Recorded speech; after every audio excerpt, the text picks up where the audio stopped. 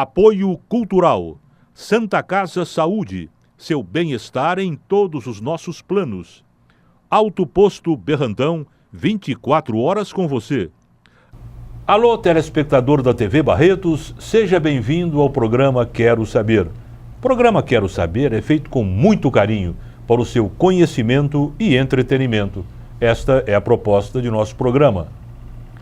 Primeiramente, vamos abrir espaço para os nossos apoiadores culturais e, em seguida, apresentaremos o nosso convidado de hoje. Em uma época de esperança e renovação de sonhos, duas grandes equipes caminham com um objetivo comum: cuidar de você. O Santa Casa Saúde e a Santa Casa de Misericórdia de Barretos estão de mãos dadas para oferecer o melhor em cobertura médica. Uma parceria que é referência em saúde. Boas festas! Que em 2016 todos possamos compartilhar bem-estar e segurança. Santa Casa Saúde e Santa Casa de Barretos. Uma parceria de amor e cuidados. A gasolina mais famosa do mundo. Agora no posto mais famoso de Barretos. V-Power, no Alto Posto Berrantão. Encha o tanque e dê uma volta no simulador réplica da Ferrari.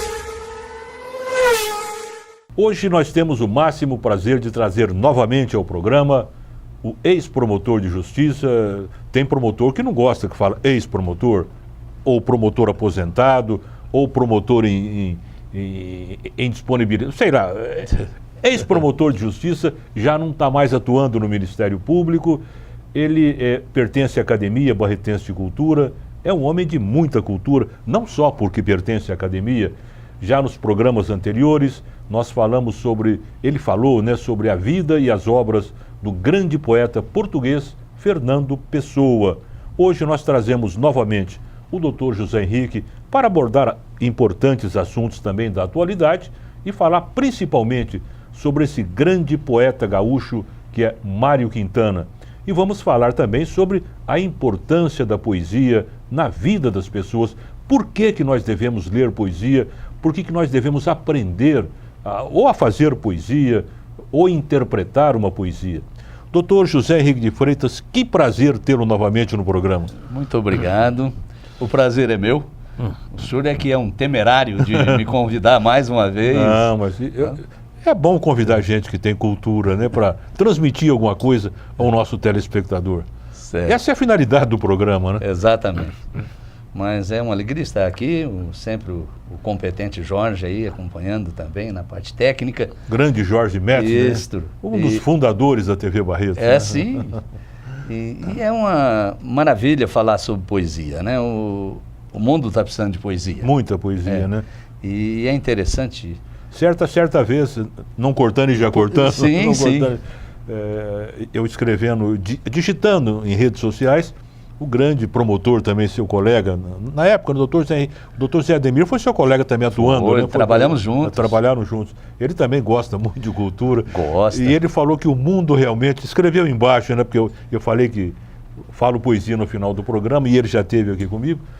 O mundo está precisando de poesia, muita poesia, né? Muita poesia. Está todo mundo nervoso, muita gente agitado, né? Exato. E por que a poesia, né?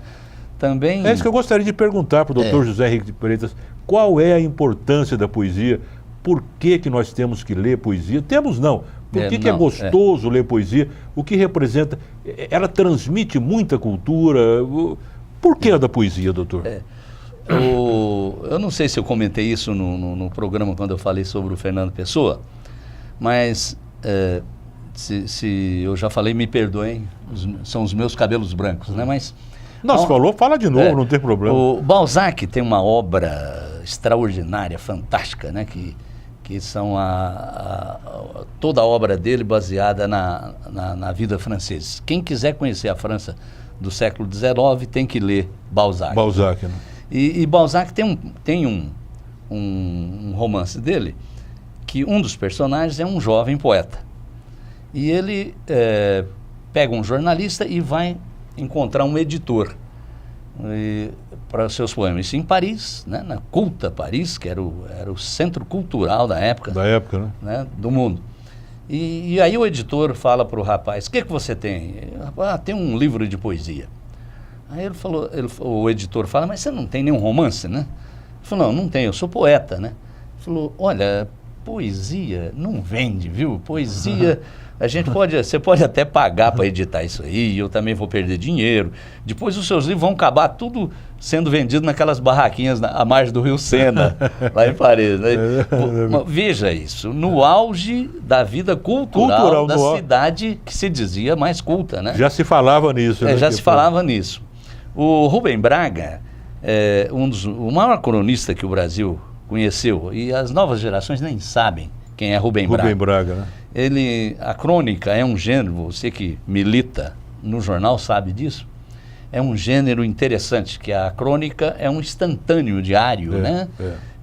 Não é nenhum conto, não é nenhum artigo, ela é um flash sobre um acontecimento cotidiano. Exatamente. E visto de uma maneira lírica, não romântica, mas assim, de uma maneira diferente, né? Você analisou muito bem o que é crônica. Né? Aqui, a diferença de crônica, um artigo qualquer, né? Exato.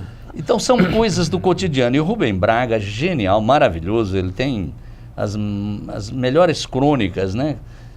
Que foram escritas nesse país, são do Rubem Braga. E o Rubem Braga, há uns 50 anos, ele falou mais ou menos que a poesia é necessária. A poesia é necessária. E por que a poesia é necessária? Durante o programa eu vou ler, é uma das características do Quintana, ele se preocupava, o Quintana, em revelar o que é a poesia, a importância da poesia, como é que você deve ler poesia, Isso. como você não deve ler poesia, isso tudo ele fala. E também, eu considero o maior poeta vivo, que é o Ferreira Goulart. Ferreira Goulart, ele, se referindo a Drummond de Andrade... O senhor considera o Ferreira Goulart o maior poeta vivo? Vivo. Para mim vivo, dos vivos no Brasil é.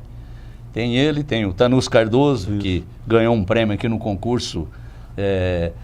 É muito ligado à ABC aqui em Bahia. O Tanús Cardoso é um dos maiores também, é do Rio de Janeiro, ele é mais conhecido no Rio.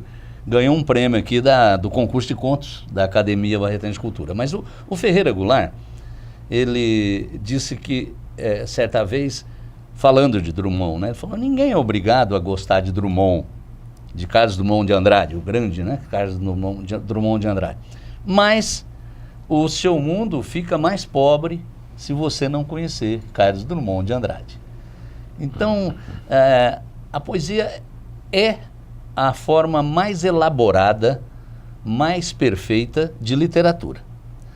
Tem muitas espécies de literatura. Tem o romance, já me referi à crônica, tem o conto, tem um relato, tem o ensaio, tudo isso é literatura, né? Mas a literatura é como você combina as palavras. Literatura vem de lettera, que é carta, que é letra. Então, é a maneira de você combinar as letras. Tem gente, é a mesma coisa de combinar as notas musicais. Tem gente que combina as notas, aparece uma maravilha. Tem outro que não combina muito bem, faz uma coisa ruim. É a mesma coisa com a literatura. Sim. Por isso que toda manifestação poética é literatura. Mas nem todos combinam as letras de uma maneira harmônica, de uma maneira bonita, de uma maneira que leva você a pensar. O Quintana, ele diz que o poema não é para explicar nada. O poema é para exprimir alguma coisa. E ele dizia que se o poema dele não provoca nada na pessoa, o poema não cumpriu o seu papel. Me diz uma coisa, você falou poema. Deixa eu apenas fazer um parênteses aí. Qual é a diferença, ou se existe, de poema com poesia? Ah, sim. É muito bom você ter falado isso, porque algumas vezes no bate-papo até a gente... Você fala em poema e fala em poesia, né? A poesia é essa forma literária que tem uma característica própria de versos. No começo a poesia precisava de rima, hoje não. Mas ela tem que ter um certo ritmo, ela é diferente da prosa. A prosa você é um relato sem se preocupar muito com a colocação das frases, né? E a poesia é esse conjunto, é essa forma literária. Poema é cada peça da poesia que é escrita. Por exemplo, aqui tem um livro do Mário Quintana, que eu trouxe aqui, vou ler algumas coisas depois, Sim. do Mário Quintana. Essa é a poesia de Mário Quintana, olha lá, poesia completa. Poesia completa. Então, mas aqui então estão os poemas. Aí você vai ler um aqui, esse é o poema. É um poema. Ou Esse é um seja, poema. a poesia de Mário Quintana é o conjunto dos seus poemas. Ah, sei. Certo? É o conjunto dos seus poemas. Não sei se eu fui claro. Não, foi muito claro. Então vamos tentar falar de novo, porque é muito importante, porque todo mundo erra sobre isso, né? Sim. Então, uma poesia não é poesia, é poema. Não, é um poema. Se você tem 4 poesias, aliás, se você tem 4 ou 5 poemas, isso forma a poesia. Representa a poesia do fulano. A poesia do fulano. Exato. A diferença. A poesia é uma espécie de literatura, né? Assim como tem o romance, como eu disse, tudo. Agora, a poesia é o conjunto de poemas de um determinado autor. É a poesia dele. Então, quando você fala assim, a poesia do Drummond é bem atual. Aí você está falando, o conjunto de poemas do Drummond é muito atual. Então entendeu? Eu não posso falar, eu não posso dizer a poesia. Navio Negreiro. Navio Negreiro. Não é. É um poema. O poema Navio Negreiro. Que faz parte da Vozes da África, não é? Que faz parte do livro Vozes da África. Isso. Né? Ele faz parte da poesia de Castro Alves, né? Exato. Bem explicadinho. Certo. Então, a poesia, ela eu vou ler várias definições de poesia aqui do Quintana. Ela tem essa capacidade. A poesia é difícil assim, aparentemente. Mas o Paulo Mendes Campos, que também foi um grande poeta, também a nova geração não conhece, era do tempo do Quintana, só que mais novo. O Paulo Mendes Campos era amicíssimo de Vinícius de Moraes, Manuel Bandeira, eles viviam juntos. Uma turminha analfabeta, né? Analfabeta, né? Eram os maiores. E o Paulo Mendes Campos, ele dizia que a poesia é de quem se aposta dela. Olha só isso, né? A poesia, ou você gosta ou não. Então, você não precisa ficar preocupado de querer entender uma poesia. Algumas vezes realmente... É porque tem hora que você não entende exatamente. o que o poeta quer dizer. Exatamente. Né? Você não entende. E há poetas herméticos, né? Fechados. Fechados, né? Fechados. Mas o que será que ele quis dizer com isso, né? Se você começa muito com isso, larga, depois lê, talvez uma hora você fala, não, peraí, vou lá, ler de novo, você fala, é isso. Ou né? parece que é isso que ele quer dizer. Ou parece que é isso, né? É lógico. Você não precisa entender, assim, com lupa, dissecar uma poesia nesse sentido. O Quintana não gostava disso, como a gente vai ver. Bom, vamos abrir um primeiro espaço para os nossos apoiadores culturais. Em seguida voltamos ao programa Quero Saber, hoje trazendo o Dr. José Henrique de Freitas, ex-promotor de justiça e membro da Academia Barretense de Cultura.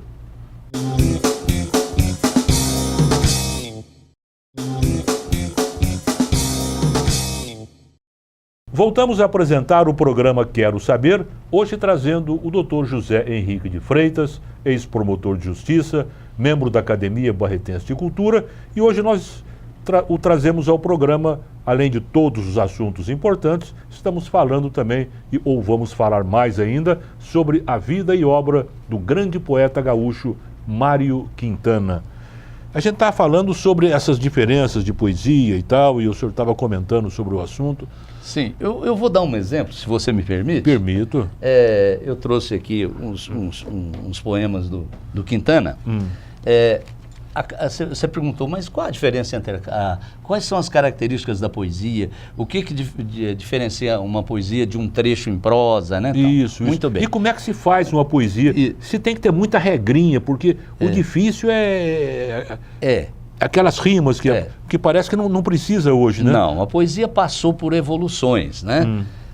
Até os parnasianos, eles eram muito preocupados com a métrica, né? Tinha que ter tantas Vamos dar sílabas. Eu quero te interromper diversas vezes, porque às vezes o telespectador não está muito afeito à poesia, a parnasianismo, né? Então vamos dar uma explicação rápida sobre o que é o poeta parnasiano. O Brasil teve várias Olavo escolas. Bilac era um poeta parnasiano, né? Era. Um dos grandes. Era.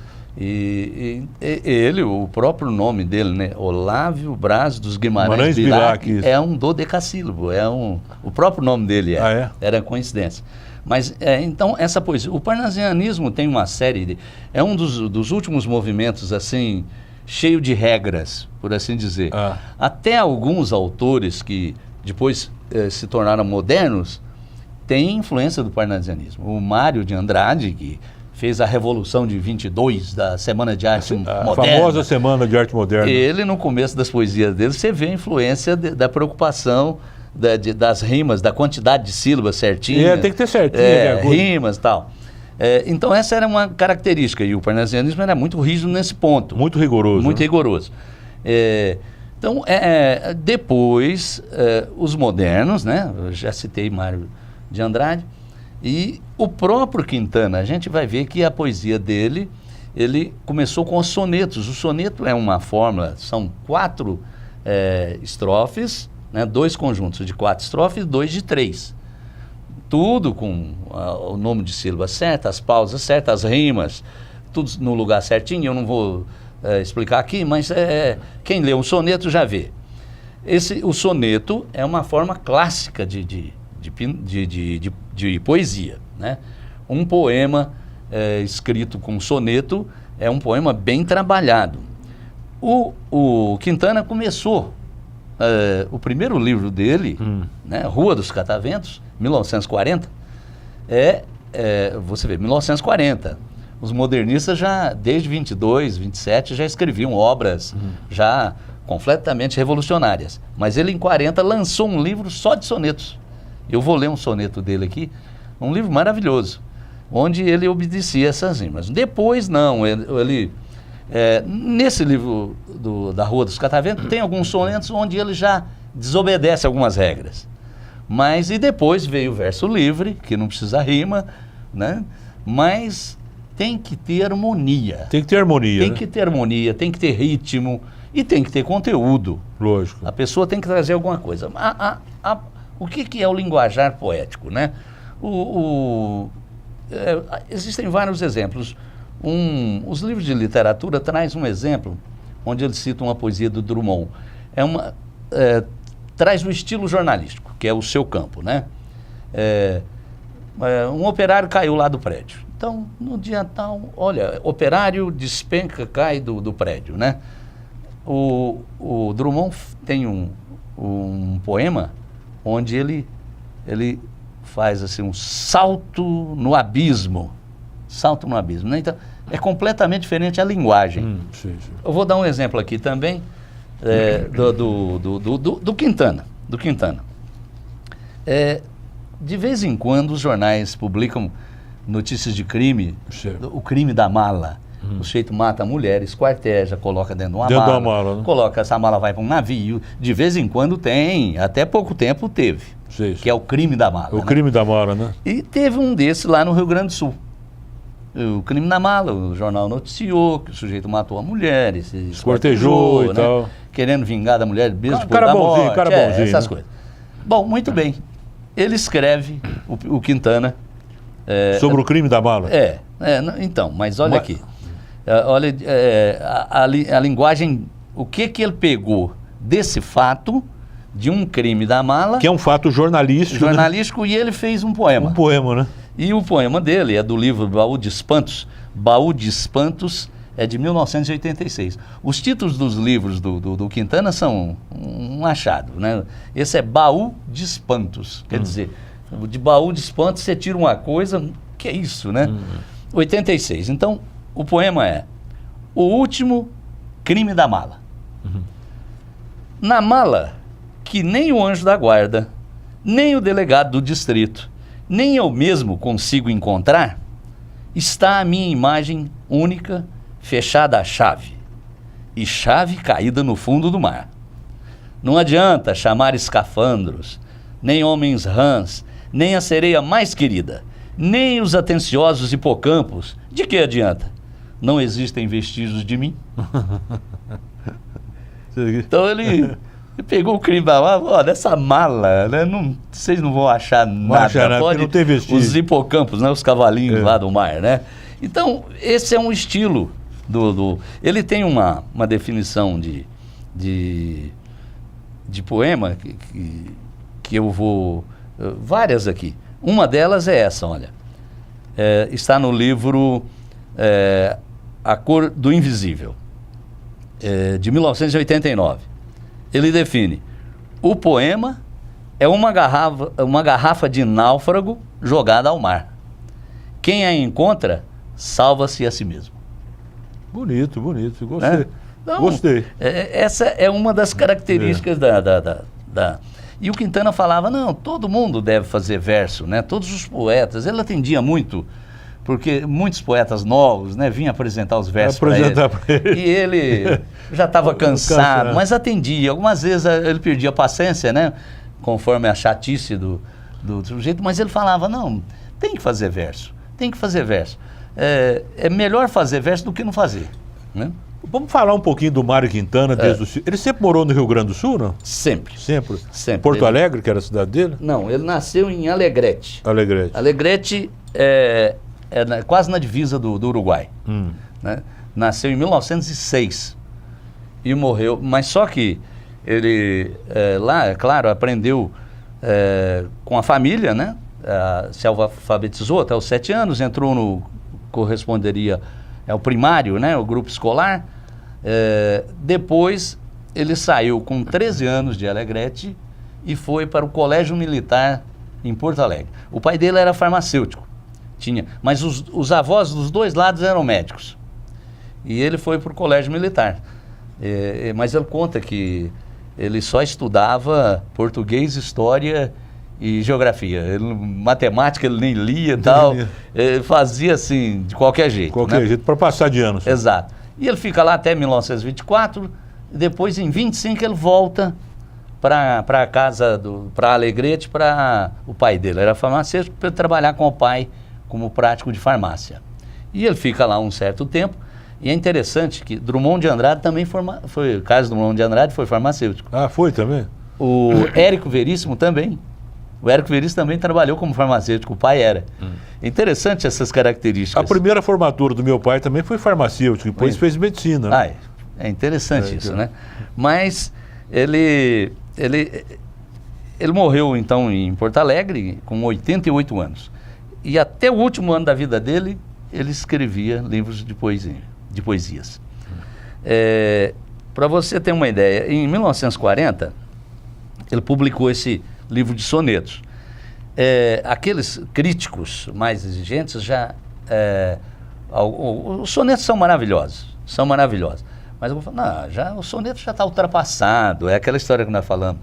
Soneto agora é moderno, o verso não precisa ter nem rima, nem nada. Mas olha esse soneto aqui desse livro, Rua dos Cataventos, que é o primeiro livro dele, que ele publicou, 1940. Veja esse soneto. Na minha rua há um menino doente. Enquanto os outros partem para a escola, junto à janela, sonhadoramente, ele ouve o sapateiro bater sola. Ouve também o carpinteiro em frente, que uma canção napolitana engrola. E pouco a pouco, gradativamente, o sofrimento que ele tem se evola. Mas nessa rua há um operário triste. Não canta nada na manhã sonora. E o menino nem sonha que ele existe. Ele trabalha silenciosamente e está compondo esse soneto agora para a alminha boa do menino doente. Maravilha. Então, maravilha de soneto, né? Maravilha. Ele tá pensando no menino e está compondo esse soneto. O menino nem sabe que ele existe. Nem sabe que ele existe. Mas né? ele está pensando no menino doente, né? Que não... Os outros estão jogando bola lá fora, ele não pode jogar. Os outros foram para a escola, ele não foi, né? Então, que beleza de soneto, né? Bom, resumindo, depois ele parte... E qual era a profissão dele Além de poeta, ele vivia de poesia? Vivia de poesia e jornalismo. Jornalismo, né? Né? Jornalismo.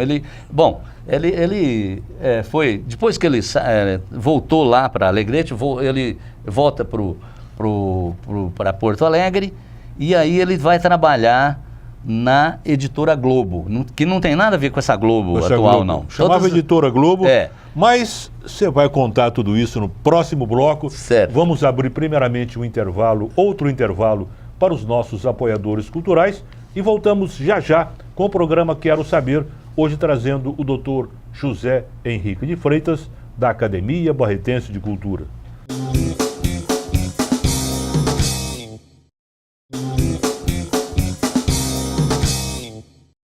Voltamos a apresentar o programa Quero Saber, hoje trazendo o Dr. José Henrique de Freitas, da Academia Barretense de Cultura. No bloco anterior, o senhor estava falando sobre o ingresso do Mário Quintana, o grande poeta gaúcho, na Editora Globo, né? Isso. Que não tem nada a ver com a Globo. Não. Essa Editora Globo foi maravilhosa. Maravilhosa essa editora. Não existe mais. Foi comprada por esse Globo, esse Grupo Globo depois. Mas bem depois, agora, faz pouco tempo. Mas a Globo antiga, eu me lembro, é a Globo dos livrinhos que eu lia. Os grandes livros. Você está falando que o Quintana ele começou trabalhando, nessa e editora. ele mesmo conta, e ele era desempacotador. Desempacotador. E era ele falar, olha, eu aprendi muito que eu desempacotava muito livro estrangeiro, né? Então, brincando, né? Mas ele, desde cedo, era um sujeito extraordinário. Ele começou a trabalhar ali e logo ele começou também... o pessoal viu, ele tinha uma cultura extraordinária, né, literária, e ele foi progredindo e depois você perguntou que ele começou a trabalhar em jornais, lá tinha uma coluna, né, e ele trabalhou no Correio do Povo de 60 e poucos até 80 e tantos, só numa coluna do jornal. Sim. Mas aí ele também começou a traduzir. Segundo um grande autor, também brasileiro, o Mário Quintana é o maior tradutor de livros estrangeiros que o Brasil já teve. Ele traduziu cerca de 180 livros. Nossa! E assim, autores dificílimos, como por exemplo André Gide, francês, né, claro, e o Proust, que até a própria editora não deu o Proust para ele traduzir no começo, Marcel Proust. Ele começou a traduzir outros, né, mas traduziu. Virginia Woolf, também difícil, Joseph Conrad, traduziu... A primeira tradução dele foi do italiano. Ele traduzia italiano, francês. Então sabia línguas que não era brincadeira. Sabia, impressionante, era impressionante. A tradução dele, Em Busca do Tempo Perdido, que é do Proust, que é uma obra difícil, dizem que não tem uma tradução como a dele, né, no Brasil. E ele vivia disso também, vivia das traduções.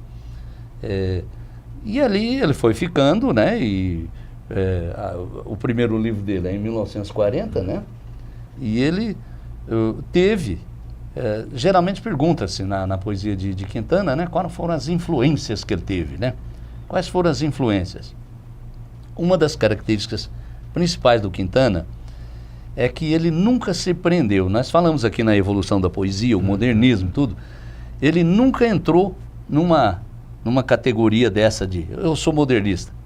Ele era, assim, os poemas, mas ele não era afiliado e preso ao modernismo. É uma coisa interessante isso. Sim. Ele era lírico. Lírico quer dizer aquele que põe todo o sentimento numa poesia. Ele mesmo declarou uma vez, a função da minha poesia é emocionar o leitor. E ele falava, não, sempre que andar alguém nas entrevistas, quais são as suas influências? Isso é normal, né? É normal. O senhor foi influenciado por que? Escritor e tal? E ele falou, olha, não é bem influência, eu prefiro falar em confluência. Confluências, né? Do inglês, só dois que ele admirava muito, que era Shakespeare e o norte-americano Edgar Allan Poe. Quintana não era bobo, não, né? Não, Apreciava Edgar Allan Poe. Agora, dos franceses, um punhado, né? Rimbaud, Mallarmé, uma turma muito... Dos portugueses, interessante. Ele não fala em Fernando Pessoa. Não. Não, ele fala Antônio Nobre, né? Cesário Verde, que também influenciou Pessoa. Cesário Verde, essas coisas todas. Mas, e dos brasileiros, né? Dos brasileiros, ele tem um poema interessante que... Ele não fala em Camões, não? Não, em Camões. Camões. Camões é básico, eu esqueci. Camões era assim, ele admirava Camões. Ele fala isso em várias poesias dele. Mas ele tem uma poesia dele aqui, se você me permite, eu leio. Lógico, não. É rápido, é pequenininho. Não, mas pode ler à vontade. É interessante porque ele, entre os brasileiros, né, ele admirava Cruz de Souza, o próprio Drummond, Manuel Bandeira. Mas esses grandes, o Drummond, Manuel Bandeira, Cecília Meirelles, Vinícius de Moraes, todos eles admiravam o Quintana. Admiravam o Quintana. Mas, e ele fala que é uma homenagem extraordinária a outros poetas, né? Mas ele fala com um humor muito grande. E eu vou citar aqui 3 poesias. Uma é do Drummond, uma é do Augusto Meyer e a outra é do Manuel Bandeira. Sim. Então ele fala, o título é 3 poemas que me roubaram. Lá pelas tantas, menos um quarto, eu suspirei num poema. Abre aspas. Vontade de escrever Sagesse de Verlaine. Puxa, podia ter escrito esse poema, né? Mas o que eu tenho vontade mesmo é de haver escrito A Pedra no Caminho, que é do Drummond, né? Balada e Canha, que é do Meyer, e A Estrela da Manhã. Eu tenho vontade de haver escrito né? A Pedra do Caminho, A Balada e Canha e A Estrela da Manhã. Se, ó musa infiel, não te houvessem possuído antes Carlos, Augusto e Manuel. Que maravilha, né? Ó musa, né? Musa. Você possuiu esses 3 primeiro, né? São 3 obras-primas. Ele citou aqui, né? A Estrela da Manhã, é um poema lindíssimo do Bandeira. E ele fala, ó musa infiel, a musa que inspirou esses 3, né? Você possuiu antes... Ó musa infiel a ele. A ele, né? Se não te houvessem possuído antes... Carlos, Augusto e Manuel. Interessante. É o humor, né? E ele... só que é o seguinte também, a poesia do Drummond... Qual era o poeta brasileiro, se é que tem isso na literatura, que ele mais admirava, o Mário Quintana? Que o Mário Quintana mais poeta brasileiro que ele respeitava mais. Que ele respeitava mais. Era esse aí, né? Drummond, Bandeira, Cecília Meirelles. Sim. E ela também tinha uma admiração muito grande por ele. Eram esses 3, mais assim, né? E... Castro Alves ele não cita, não? Se não cita. É outro aspecto. Cobravam muito dele posição política. Política. O poeta tem que ser engajado. Engajado é aquele que pega uma causa, né? E... Como Castro Alves é um poeta abolicionista. Mas, exatamente, é o que o Quintana cita. O Quintana fala, olha... Eu faço poesia sem pensar em política, sem pensar em engajamento, sem pensar em nada.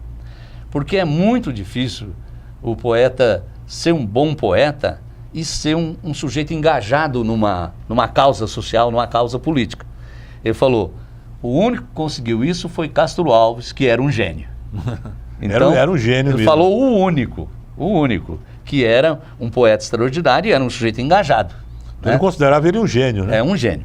E ele diz, então, numa roda particular de amigos, ele disse que o Castro Alves era esse gênio, e como todo gênio, né, atingia, ele comparava ele a Victor Hugo, lá da França, né, que atingia o máximo da poesia, mas de vez em quando cometia algumas coisas. E ele cita um versinho do Castro Alves, que era o gorgulha na minha fronte um pensamento. Ele falou, mas gorgulhar na fonte um pensamento, isso... Ele falou, um gênio não podia escrever um verso desse. Mas escreve, né? Escreve. Então eram essas as admirações dele. E ele falava, olha, qual que é a importância política de um crepúsculo? Né? Crepúsculo é o crepúsculo, é uma coisa linda da natureza. Então ele não se engajou. Só uma vez na vida dele, que é uma passagem interessante também, porque é única, em 1930 houve a grande revolução que mudou o Brasil, né? E iniciou a ditadura Vargas, né? Mas em 1930 Getúlio saiu lá do Sul, e em 30 ele estava com 24 anos. Ele se alistou como voluntário e veio até o Rio de Janeiro com as tropas do 7º Batalhão de Caçadores lá de Porto Alegre. E ficou 6 meses no Rio de Janeiro. Então ele engajou mesmo com um voluntário, era um maragato, né? Que eram os maragatos que fizeram lá do Sul, que fizeram a Revolução de 30. Certo. Essa grande revolução, né? Getúlio foi o maior estadista brasileiro. Claro, odiado por uns, né?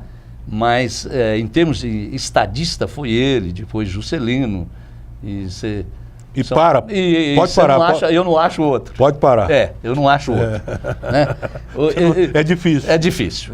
E Getúlio, ele mudou a face do Brasil. Realmente, a Revolução de 30 mudou o Brasil. E ele se engajou, ele ficou lá 6 meses, mas o pessoal que conhecia, né? O comandante da tropa lá do Sul, encarregou ele de fazer o diário da tropa. E ele conta numa das passagens dele que, eu floreava. Eu escrevia muita coisa, mas eu floreava, né? Então, essa é a única passagem dele, assim, engajado. Né? Na Revolução de 64, na ditadura militar de 64, ele ficou quieto, mas muitas amigas, uma amiga dele, a Lara de Lemos, que ele dedica a ela um poema muito bonito, Presença, muito bonito o poema.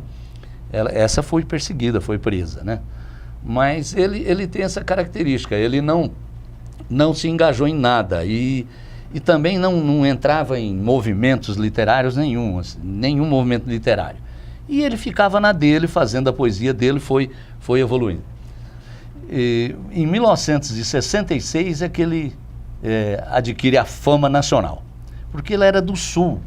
Rio Grande do Sul. É difícil um escritor, um poeta do Sul ter uma fama nacional, né? É difícil. Pelo menos fica muito regionalizado, Exato. Né? Mas vamos falar sobre essa fama dele no próximo bloco. Vamos agora para mais um intervalo para os nossos apoiadores culturais. Em seguida voltamos com o programa Quero Saber, hoje trazendo o Dr. José Henrique de Freitas.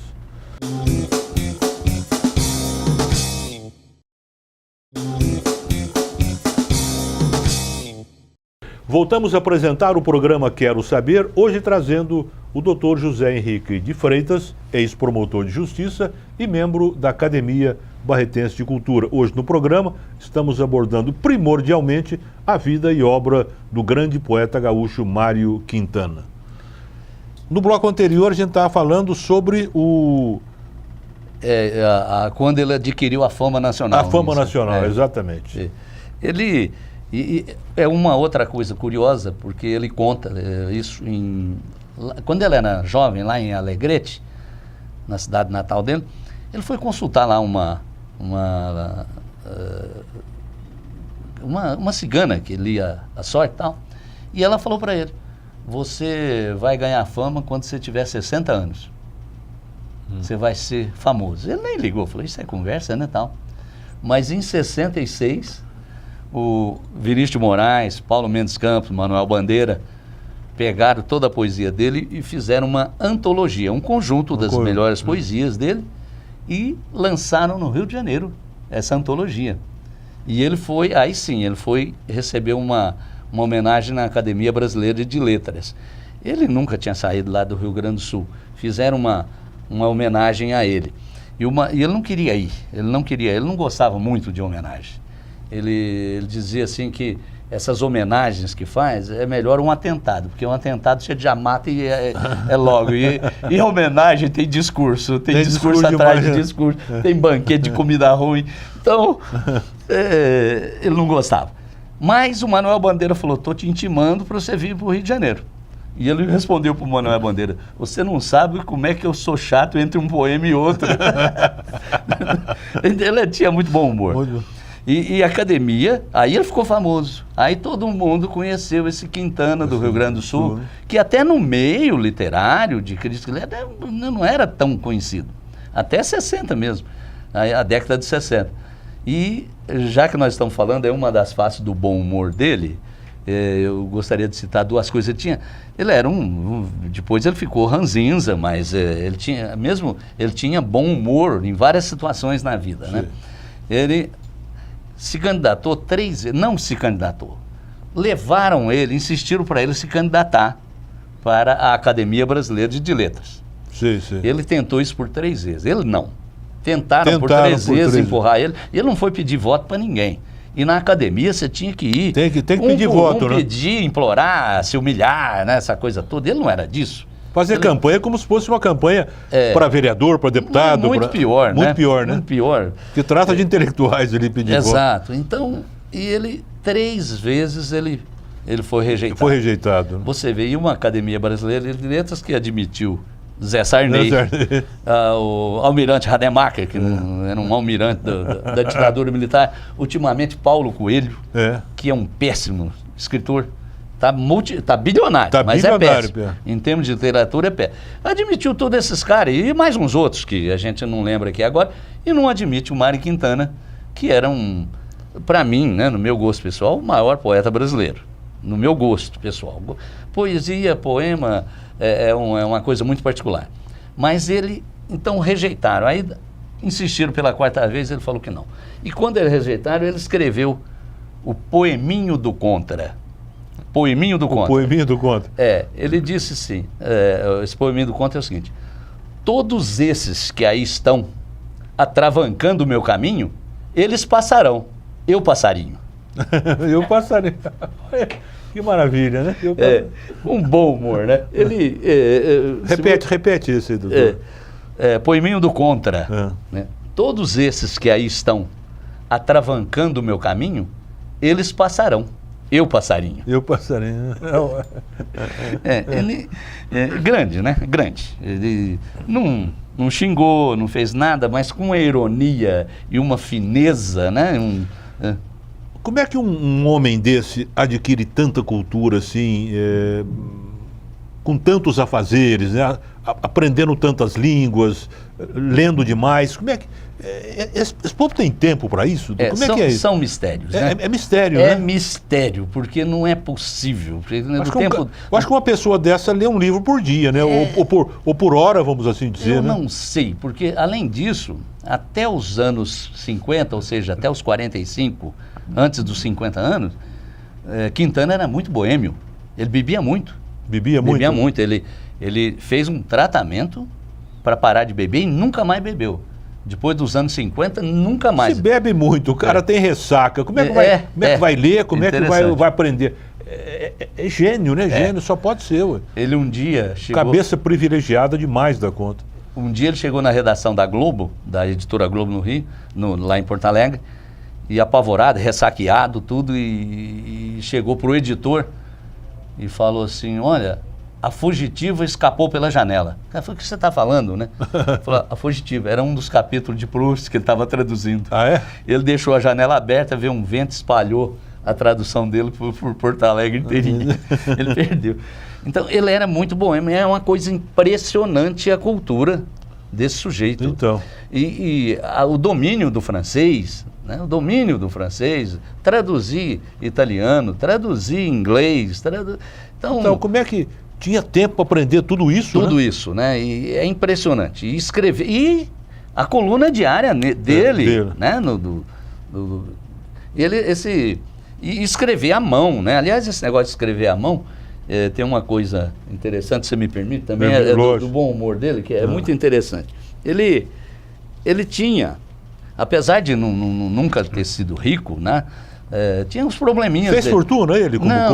Não fez. Também era jornalista, né? Não teve jeito de fazer fortuna. Não fez. Ficou famoso tal, mas ele viveu, outra característica, quase só em hotéis, porque ele não casou, né? Ele era boêmio, tudo, gostava de mulher, admirava tudo, mas nunca se prendeu a ninguém, não se sabe nenhuma namorada dele, nada. Muito discreto nesse ponto. E ele morava em hotéis. Um dos hotéis que ele morou, num ele morou quase 15 anos, só num hotel. E num outro ele morou em 82, se não me engano, era do Paulo Roberto Falcão, que o senhor conhece, lá do Sul? Paulo Roberto Falcão. Falcão da seleção Da de 82. seleção. O cara mais elegante, ele e o Ademir da Guia, Isso. para jogar um futebol. Ele morou de graça, para o Falcão era interessante, porque era propaganda para ele, né? o Quintana morar no hotel dele, mas ele morou no hotel. Mas essa dos computadores, ele tem uma frase interessante, que é do Caderno H. Esse Caderno H era uma seção desse jornal Correio do Povo, que ele escreveu durante quase 30 anos. E depois ele publicou em livro. Eram frases, pensamentos, né? Sim, tal. sim. E ele diz o seguinte, nesse Caderno H, ele escreveu: a ilegível mensagem. Olha bem, isso é nos anos, eu não sei aqui porque o Caderno H abrange uma época muito grande, mas certamente é antes de 80, de 70, por aí. Ele escreveu isso. A ilegível mensagem. Abre aspas. É tal a sua pressa de comunicação que eles se esquecem de aprender primeiro a expressar-se. É verdade. É o retrato da internet. Da internet, né? Hoje. E ele não... Ele via com reserva esse negócio de computador e não lidava com o computador. Ele tinha um problema com o imposto de renda. Porque ele chegou a pegar computador, né? Chegou a viver nessa fase, no começo já, sim. Já no começo. Sim. Ele tinha um problema de declaração de renda e não estava conseguindo fazer. E ele tinha um amigo, que era o Silvio Braga, que era jornalista e trabalhava numa repartição da Receita Federal. Sim. E o Braga tá vendo a dificuldade, ele falou: me dá isso aí, me dá a papelada, tudo isso aí. Hoje tem computador, Quintana, eu coloco lá, eu faço isso para você. E realmente fez. Ele falou: mas que maravilha esse computador, né? E ele fez uma quadrinha para agradecer o Braga. A quadrinha foi essa: sei que o meu cálculo é infiel, na mais inglória das lutas, lido com pena e papel, e tu, ó Braga, computas. Como é? Ele... Computas, né? Computar, né? Computar, né? Certinho, a palavra está certinha, nada de... Mas veja só que né? Mas malicioso, né? É malicioso a coisa aí, né? Só para esse do bom humor dele, em 1969, no dia 20 de julho, o Neil Armstrong foi o primeiro astronauta que pisou na Lua. Isso. Todo mundo, onde tinha uma televisão, estava vendo. Todo mundo. E lá na redação, todo mundo vendo televisão. E comentando então, aquela coisa toda. A hora que acabou tudo, ele mostrou uma quadrinha que ele fez sobre esse acontecimento. Que é a seguinte: todo astronauta que se preze há de trazer, pelo menos, um dos anéis de Saturno e uma camisa de Vênus. Quer dizer, muito irônico, né? Irônico, ele tinha um bom humor extraordinário, né? Mas, infelizmente, uma outra coisa interessante da vida dele foi a Bruna Lombardi. Essa moça maravilhosa até hoje, né? Com 50 e tantos anos. Tá linda toda a vida. Tá linda, continua bonita, hein? Bonita toda a vida. Foi uma das paixões dele. Paixão platônica. Platônica, claro, lógico. Né? Claro. E ele chegou a fazer um poema para ela? Fez, não dedicado inteiramente a ela, né? Mas ela se aproveitou muito dele, porque ela ficou sabendo dessa paixão por ele, né? Porque ele falava para todo mundo, que é Bruno Lombardi, tal. E ela se aproveitava. E é interessante que, depois de uma fase da vida dele, uma sobrinha dele, a Helena, passou a ser a secretária particular dele, né? E ajeitar a vida dele, tudo. E um dos eventos, e a Helena sempre falava: Bruno está aproveitando o senhor, tio, né? O senhor é o famoso. E eu falei: não, mas deixa pra lá isso aí, né? E um dia ele foi convidado, ele e a Bruno Lombardi, para um evento literário aqui em São Paulo, não sei onde, mas era numa piscina, né? E a Bruno Lombardi, evidentemente, se apresentou uma certa hora lá de biquíni.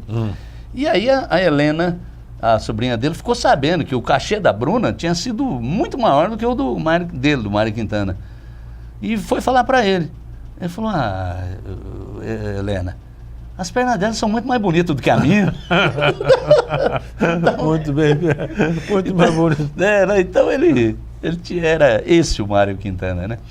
E tem alguma poesia bonita para fechar o programa? Que já estamos, tem milhares, né? Milhares, mas eu selecionei aqui. Já estamos em cima da hora. Vamos fechar. É uma pena, né? É uma pena porque tem muita coisa. Né?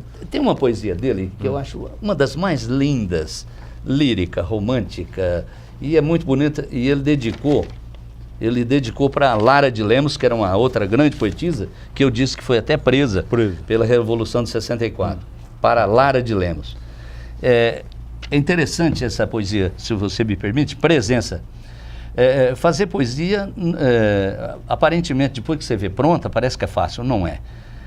O poeta, ele briga com a palavra, ele escolhe a palavra, começa pelo título, presença. Mas você vê que não é presença, que é ausência. Ausência. E ele fala aqui, duas palavrinhas que não são de uso comum, como frêmito. Um frêmito é um leve estremecimento.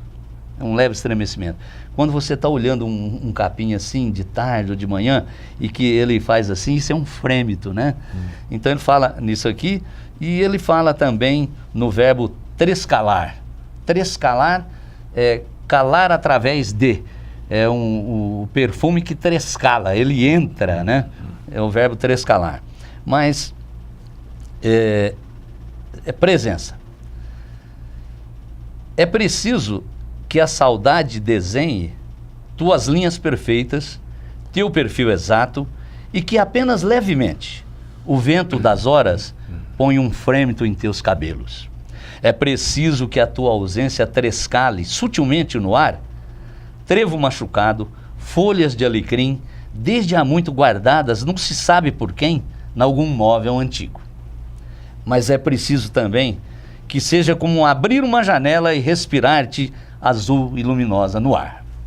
É preciso a saudade para eu sentir, como sinto em mim, a presença misteriosa da vida. Mas quando surges, és tão outra, e múltipla e imprevista, que nunca te pareces com o teu retrato, e eu tenho que fechar os olhos para ver-te. Muito bonita. Dr. José Henrique de Freitas, muito obrigado pela sua presença no programa, eu agradeço muito. Falamos hoje sobre Mário Quintana de maneira brilhante. Muito obrigado pela presença. Eu que agradeço a oportunidade. Tem muito mais coisa para falar sobre esse grande poeta, não tenha dúvida, mas o tempo, infelizmente, é curto. Parece longo, mas é curto quando se fala bem. Muito obrigado, e vamos agora, eu que vou falar poesia agora, e sobre o nosso grande poeta barretense de coração, né? O benfeitor, para mim é um benfeitor de Barretos, Silvestre de Lima. Essa poesia, esse poema, é a abertura de um livro que ele escreveu sobre poesia. Aliás, me parece que o único livro do Silvestre de Lima. E ele também era um poeta abolicionista.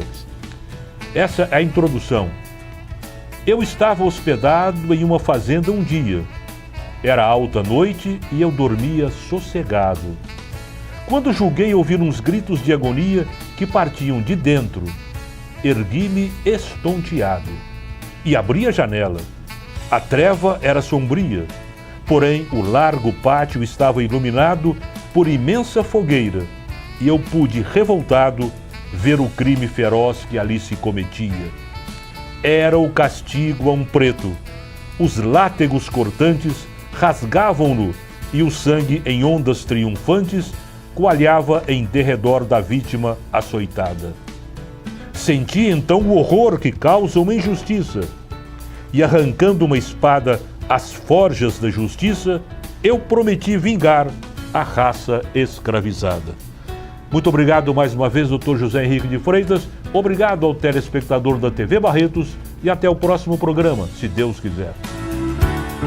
Apoio Cultural. Santa Casa Saúde. Seu bem-estar em todos os nossos planos.